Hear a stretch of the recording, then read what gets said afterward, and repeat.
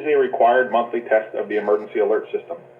Had this been an actual emergency or dangerous situation, official messages and directions would have followed the alert tones. This test is brought to you by the Florida Division of Emergency Management, the Florida Association of Broadcasters, and your local broadcast station or cable provider. This concludes the required monthly test.